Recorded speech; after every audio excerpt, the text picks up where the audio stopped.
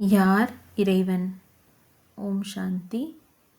இறைவன் சிவதந்தை பரந்தாமத்தில் இருக்கின்றார். இறைவன் ஒருவரே. மனிதர்களும் தேவி தேவதைகளும் இறைவன் என்று சொல்ல முடியாது. நாம் இறை தந்தையான சிவ பாபாவைத்தான் இறைவன் என்று சொல்கின்றோம். மேலும் அவர் தந்தையாகவும் இருக்கின்றார், ஆசிரியராகவும் இருக்கின்றார் மற்றும் சத்குருவாகவும் இருக்கின்றார். நாம் ஆசிரியர்களாகவோ ஆகின்றோம். ஆனால் பிறகு நம்மை யாரும் தந்தை என்று சொல்வதில்லை. ஆகையால் ஆசிரியர் வேறு, சத்குரு வேறு மற்றும் தந்தை வேறாக உலகத்தில் இருக்கின்றது.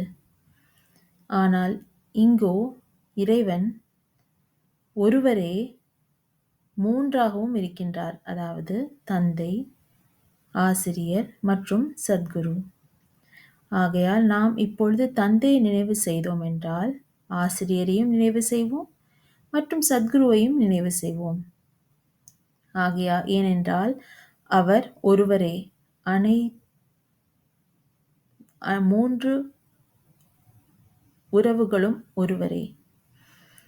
ஆகையால் நாம் இப்பொழுது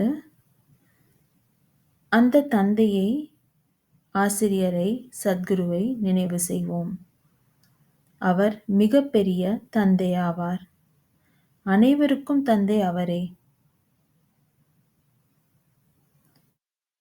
நாம் தந்தையிடமிருந்து ஆஸ்தியை பெறுகின்றோம். ஆசிரியரிடமிருந்து இப்பொழுது ராஜயோகத்தை கற்பித்துக் கொண்டிருக்கின்றோம். பிறகு சத்குருவாக அவர் இருந்து நம்மை நமது வீட்டிற்கு அழைத்துச் செல்வார். ஆகையால் நாம் இப்போது மூன்று சொந்தங்களிலும் இறைவனை நினைவு செய்கின்றோம்.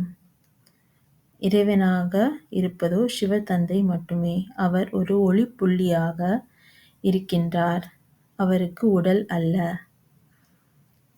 அவர் பரமதந்தை பரந்தாமத்தில் வசிக்கக்கூடிய